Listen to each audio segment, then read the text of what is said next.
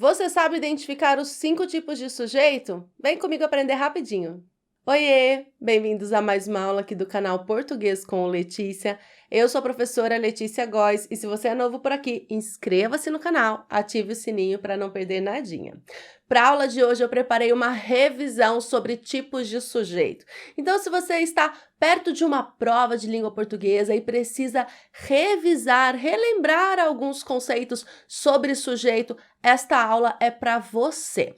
Então, vamos lá. São 5 os tipos de sujeito.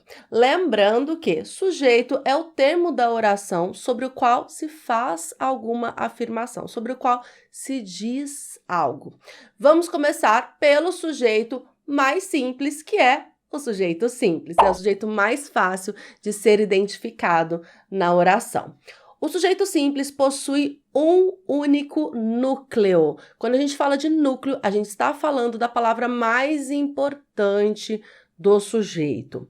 Coloquei aqui o exemplo. Os meus alunos aprendem de verdade. Uma frase aí comprometida com a realidade, não é mesmo? Então, muito bem. Como é que eu identifico o sujeito? Quem aprende de verdade? Os meus alunos. Então, os meus alunos é o termo sobre o qual eu estou fazendo uma afirmação. Que afirmação eu faço sobre eles? Aprendem de verdade. O sujeito dessa oração é o termo que eu pintei aqui em amarelinho, os meus alunos. Esse é o sujeito. Percebam que esse sujeito ele é formado por 3 palavras, os meus alunos. Mas essas 3 palavras não têm o mesmo peso, não têm a mesma importância para esse termo, para o sujeito. Tem uma palavra que é mais importante. E eu vou chamar essa palavra mais importante de núcleo, que é a palavra alunos, porque são os alunos que aprendem de verdade. Se eu disser os aprendem de verdade, fica sem sentido. Meus aprendem de verdade, sem sentido. Alunos aprendem de verdade. Então, alunos é o núcleo.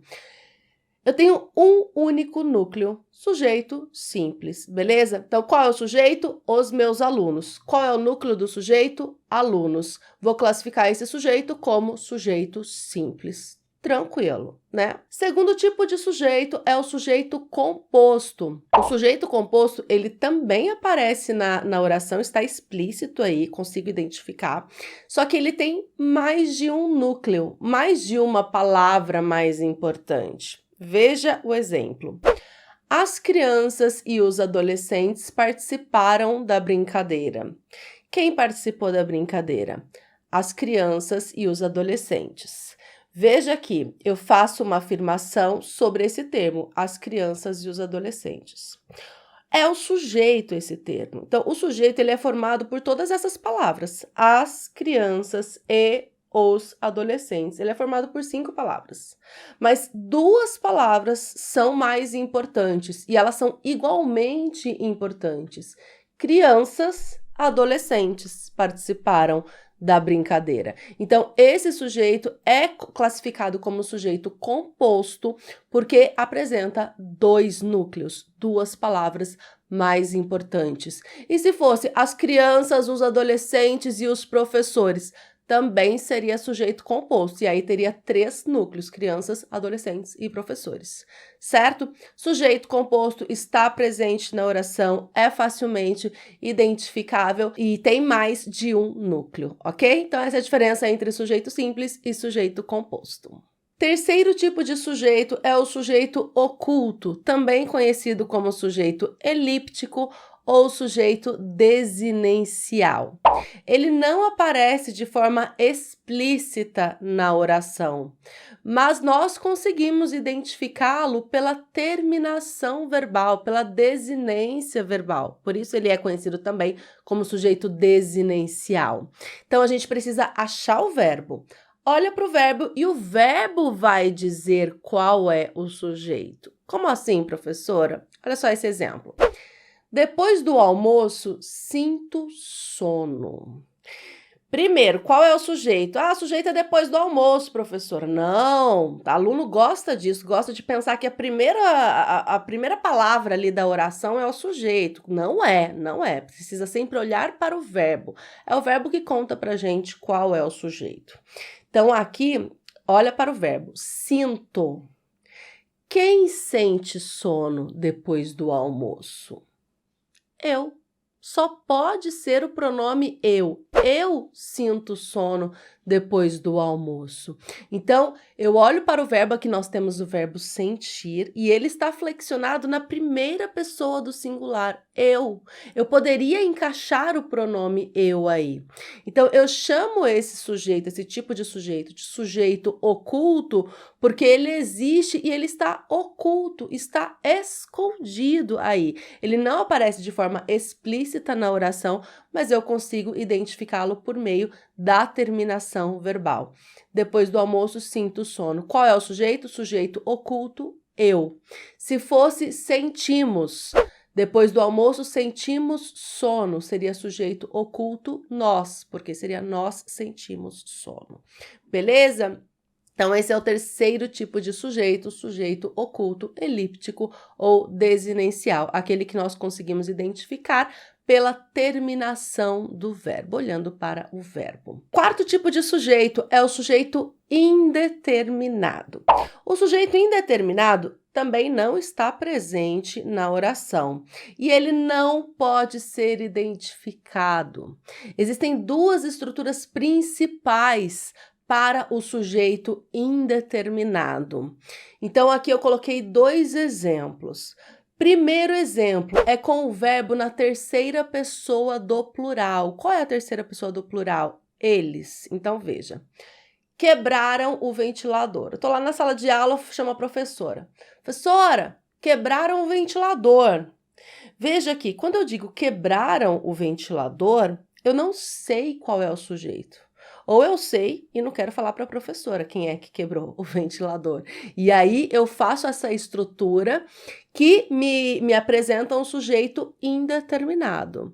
Eu não sei ou eu não quero dizer quem praticou a ação de quebrar o ventilador. Então, o verbo na terceira pessoa do plural, desde que o contexto não me revele quem é o sujeito, é classificado como sujeito indeterminado. Professora, mas eu não posso falar que é o sujeito oculto, eles, porque eu conseguiria colocar eles quebraram o ventilador?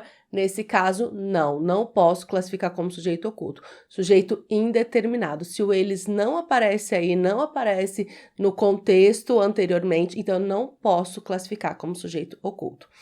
Verbo na terceira pessoa do plural, desde que o contexto não me diga qual é o sujeito, é classificado como sujeito indeterminado. Quebraram o ventilador, roubaram meu celular, ligaram para você, tudo sujeito indeterminado.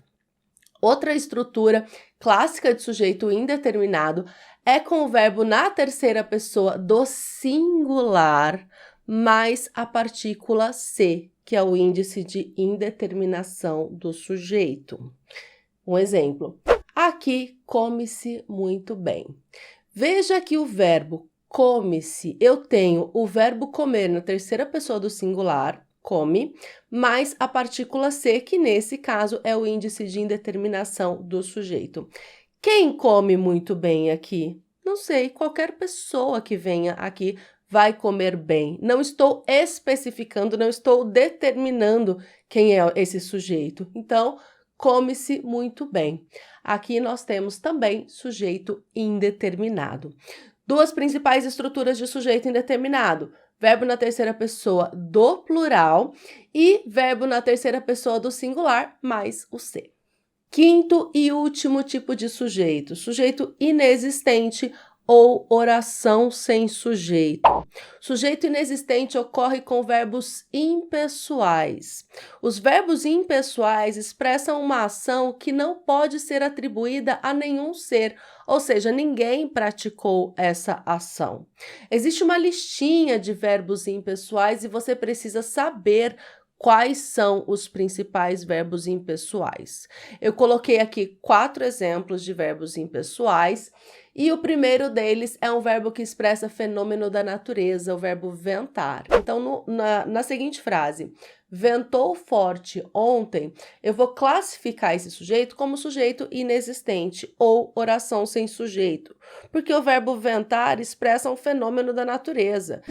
Ninguém praticou essa ação de ventar. Ventou, nevou, choveu. Então, todos esses verbos que expressam fenômenos da natureza são verbos impessoais. Eu vou classificar o sujeito como sujeito inexistente. Segundo exemplo é com o verbo haver, com sentido de existir. O verbo haver com sentido de existir é um verbo clássico impessoal. Então, o verbo haver com sentido de existir não tem sujeito. Se não tem sujeito, e aí você precisa saber quais são os principais verbos impessoais para você acertar na classificação do sujeito e não errar concordância verbal, certo? Porque o verbo haver com sentido de existir é impessoal, não tem sujeito, então ele fica no singular, não vai para o plural.